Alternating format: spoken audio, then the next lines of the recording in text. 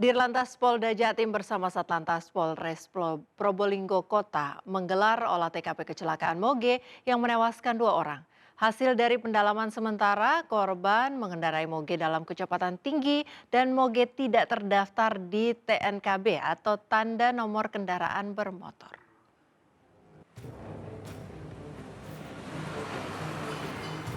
Dirlantas Polda Jatim bersama Satlantas Polres Probolinggo Kota menggelar olah TKP di tempat terjadinya kecelakaan motor gede atau moge di jalur Pantura atau tepatnya di Desa Banjarsari, Sumber Asih, Probolinggo.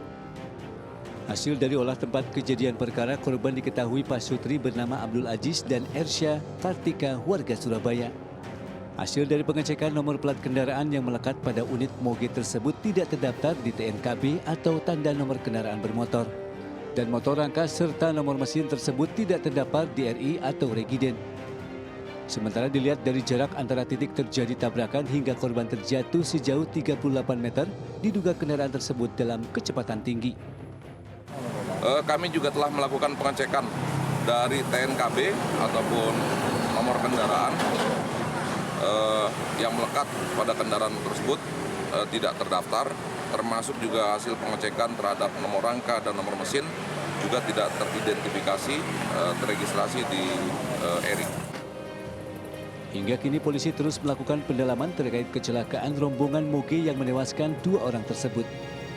Dari Probolinggo, Jawa Timur, Hana Purwadi, iNews melaporkan. 3 rumah mewah di perumahan kawasan Teluk Naga, Tangerang, Banten yang dijadikan markas operator judi online digerebek Direktorat Reserse Kriminal Umum Polda Metro Jaya. Hasilnya 11 orang berikut barang bukti perangkat elektronik diamankan oleh petugas.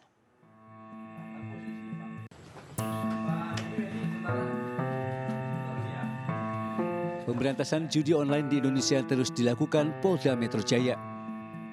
Setelah sebelumnya menggerebek sebuah rumah mewah di Depok, Jawa Barat, kali ini unit 5 Subdit Resmob di Treskrim Polda Metro Jaya melakukan penggerebekan terhadap 3 rumah mewah yang dijadikan markas operator judi online di kawasan Tanjung Burung, Teluk Naga, Tangerang, Banten. Hasilnya 11 orang yang berperan sebagai pengelola, telemarketing, customer service, dan admin berikut barang bukti, perangkat elektronik, dan telepon genggam diamankan petugas. Dari hasil pemeriksaan sementara, sindikat judi online Cuaca 77 ini baru beroperasi 4 bulan selama tahun 2024. Namun sedikitnya para pelaku sudah menghasilkan omset sekitar 1,5 miliar rupiah per bulannya. Saat ini pelaku dan barang bukti dibawa ke Polda Metro Jaya untuk dilakukan pemeriksaan intensif. Dari Jakarta, Helmi Sajangbati, iNews melaporkan.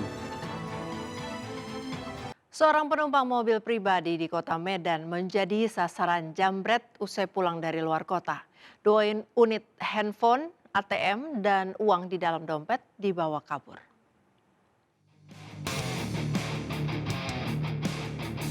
Rekaman CCTV merekam detik-detik seorang penumpang mobil di Jalan Pukat 6, Kota Medan, Sumatera Utara dijamret oleh 2 kawanan pencuri yang menggunakan sepeda motor.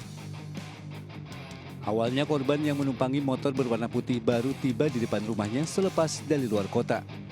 Saat hendak turun, tiba-tiba 2 orang yang mengendarai sepeda motor langsung memepet dan menarik tas korban. Korban yang terkejut dengan pelaku yang mengambil tasnya refleks mencoba mengejar, namun pelaku sudah lebih dulu kabur memacu sepeda motornya.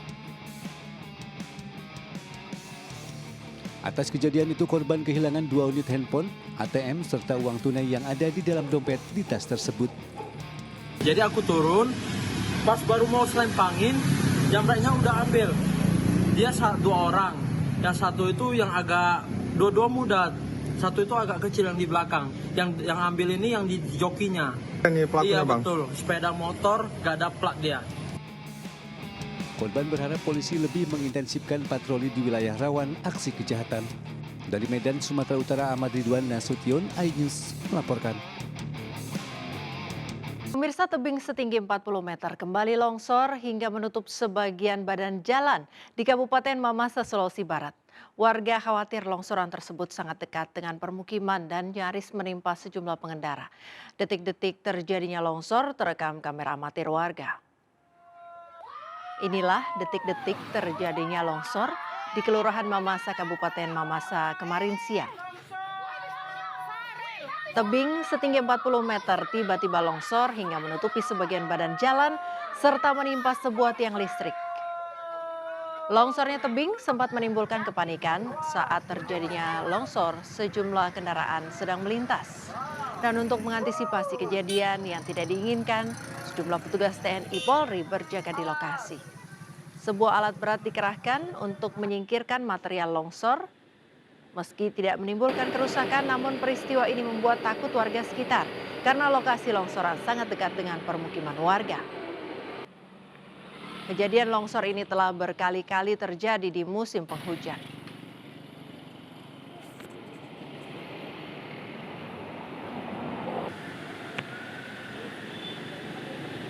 Desa seorang petani tertimbun longsor di Kabupaten Cimanggu pada Larang, Kabupaten Bandung Barat.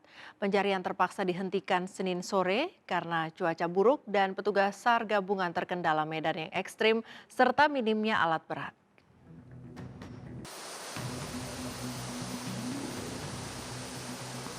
Operasi pencarian tim SAR gabungan terhadap seorang petani yang tertimbun longsor di Kampung Cimanggu, Desa Cempaka Mekar, Kecamatan Padalarang, Kabupaten Bandung Barat ini dilanjutkan hingga Senin sore meski belum membuahkan hasil. Proses pencarian terpaksa dihentikan untuk sementara karena hujan turun. Petugas terkendala medan yang ekstrim dengan bagian atas lokasi longsor terdapat tebing yang menggantung dan dikhawatirkan terjadi longsor susulan jika hujan turun.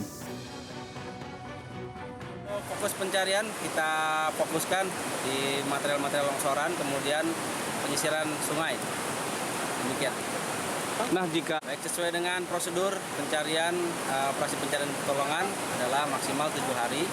Namun demikian jika ada ditemukannya tanda-tanda korban bisa dibuat kembali operasi SAR. Oman, petani berusia 63 tahun, dinyatakan hilang saat kejadian longsor di Kampung Cimanggu. Hujan deras yang mengguyur pada Jumat kemarin menyebabkan tebing setinggi 50 meter di Kampung Cimanggu longsor hingga menimbun seorang petani. Dari Bandung Barat, Jawa Barat, Yuwono iNews melaporkan. Pemirsa, sesosok bayi perempuan lengkap dengan ari-ari ditemukan oleh seorang pekerja somel kayu di Desa Paupau, Kabupaten Baru, Sulawesi Selatan.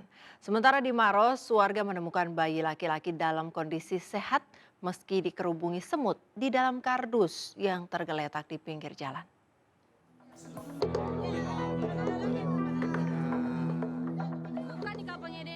Penemuan bayi perempuan di atas tumpukan kayu menggegerkan warga Desa Paupau, Kecamatan Tanete Rilau, Kabupaten Baru, Sulawesi Selatan.